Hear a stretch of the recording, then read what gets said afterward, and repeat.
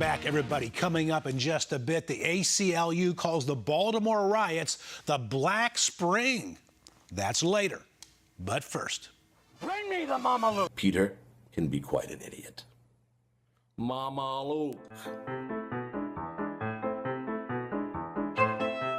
now it's time for our daily feature called Mamaluke of the Day. This is where we highlight those individuals who say and do things which prove, well, they just can't help being a Mamaluke. Number 3 on our list is a 21-year-old Chinese man named Mr. Jia. Leave me alone and turn on my computer. I want to surf the internet, damn it. That is what this guy said to stun paramedics as they tried to administer treatment to him after he had collapsed following a 14-day internet binge. The paramedics were alerted by a panicked phone caller who said that Mr. Jia had passed out and was sprawled out on the floor unconscious. The addicted Mr. Jia had been participating in an online gaming marathon. Number 2 on our list for Mamaluke of the Day is an unnamed city councilman in Georgetown, Texas. Is this art imitating life or life imitating art? Either way, it was a scene right out of the movie The Naked Gun starring Leslie Nielsen. While the Georgetown City Council was in session, this council member decided to go relieve himself in the men's room. But he forgot one thing: to turn off his microphone. Those in the meeting were then treated to his performance, whether they wanted to be or not, including his sounds of joy and revelation. No word yet on whether or not he told others, and don't call me Shirley. And number 1 on our list, our Mamaluke of the Day, is former UN Secretary Kofi Annan. The guy bugs me, literally. For the past 25 years, global warming alarmists have been warning all of us of the tipping point to avoid catastrophe being just around the corner. And now Kofi Annan is upping the ante with ladybugs. Eating insects is good for the environment and a healthy, balanced diet, Annan said in a recent interview. He is advocating for a human diet of bugs as a source of protein, and he points out insects emit fewer greenhouse gases and less ammonia than cattle or pigs. All of which makes former UN Secretary Kofi Annan and his bugged-out theory our Mamaluke of the Day.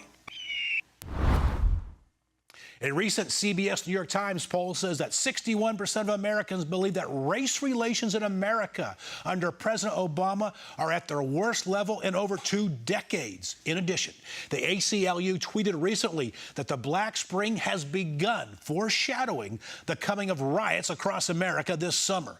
That tweet, by the way, was after the news that the 6 Baltimore police officers in a Freddie Gray case had charges brought against them, and 3 of the officers were black. Now, joining me this time is the Reverend Jesse Lee Peterson of the Brotherhood of Organization of New Destiny. Reverend Peterson joins us from Los Angeles. Reverend, welcome. Thank you. I appreciate you having me on.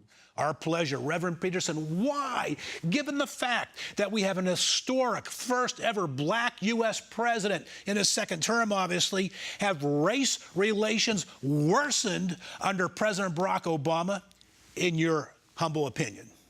Well, a couple of reasons. One is that we have never dealt with black racism. And I've been saying for 25 years or so that most, not all, but most black Americans are racist toward white Americans. And we have dealt with white racism, so white people are trying to move on.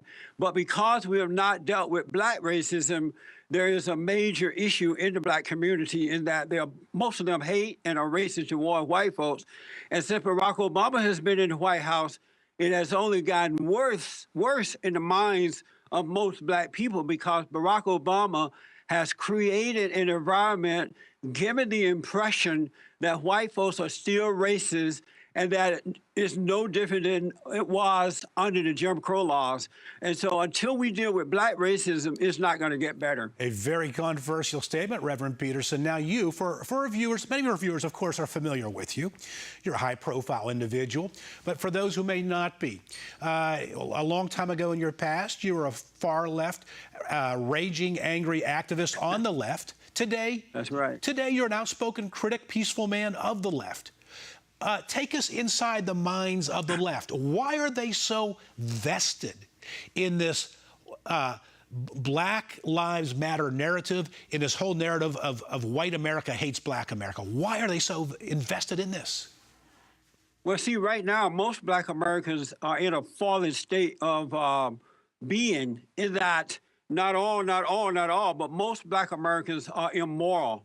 And so the left see that they're angry, they're brainwashed, and they're immoral. And that's why they're taking advantage of that, because you cannot control a moral people. You have to demoralize them in order to use them for your personal gain. And so the left understands that. So what they're doing, we had the National Organization of Women Who Hate Men. They came along and said, we want women's rights. And so they saw that blacks was angry and they had the civil rights movement thing going on. So the left jumped on board with that and pretended that they cared about black people. I mean, the National Organization of Women did, and pretended that they cared about black people, only using blacks in their fallen state to gain power for liberal, feminist, man-hating, God-hating women. It did nothing to help black people at all. If anything, it separated the black man and the black woman even more so. Then you had the radical homosexuals coming along.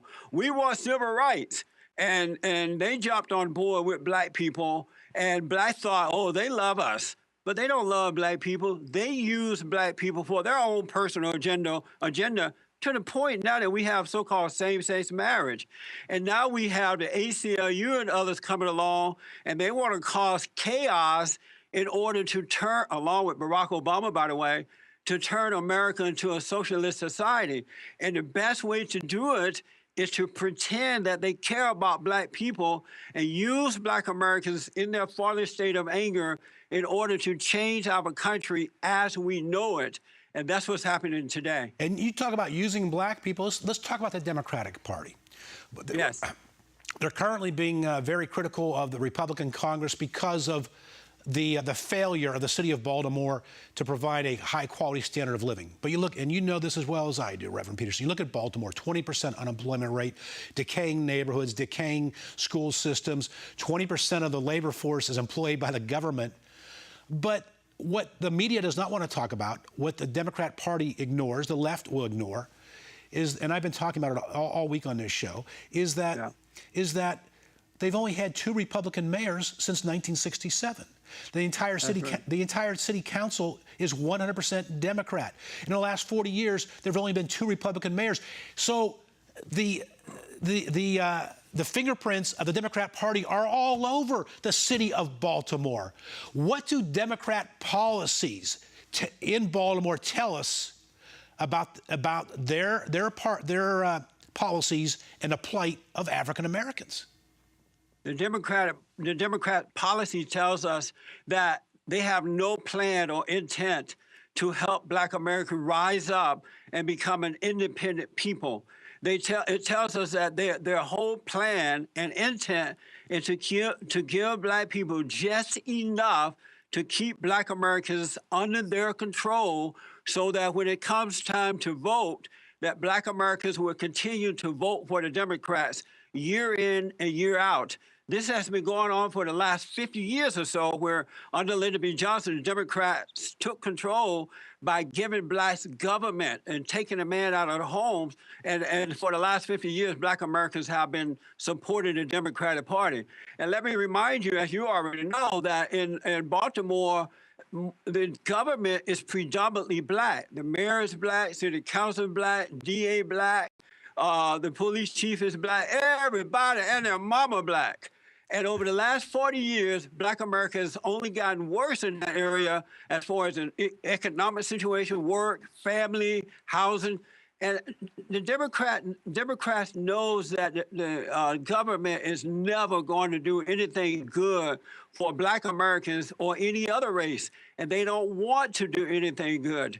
That's why I say that black Americans must take responsibility for their own lives as individuals first, turn back to God, get married before having children out of wedlock, learn to work, save your money, invest your money, and then teach your children the same thing. Then black Americans would move forward. But as long as they're looking to the Democratic Party, as long as they're looking to their black politicians, they're into their blackness, as long as they're relying on the government programs, they're never going to go in and move forward in life. Generations after generations after generations will only get worse. And I know this because when I was an angry liberal Democrat, and God, and before God forgave me for being that way, a Democrat, by the way, I relied on the government for a while. I was angry at white people. I thought I couldn't make it because of my skin color. But once I dropped my anger, I realized that I am in the greatest country in the world. Never mind my color. It's me. It's on me. And I stopped hating the white folks. I stopped hating myself and others. And God is with me. And there's nothing on earth that can stop me. And Black Americans knew this prior to Lyndon B. Johnson. I grew up under the Jim Crow laws. I grew up on the white signs only, color signs only. And Black Americans, for the most part, did better then than they are doing today because they were independent and not rely on the government. Reverend Jesse Lee Peterson, always a pleasure to have you with us. Thank you for joining us. Strong words by the Reverend. My Grassroots Citizens panel is next. Stay with me from the edge of America. I'm Rick Amato. We're back after this.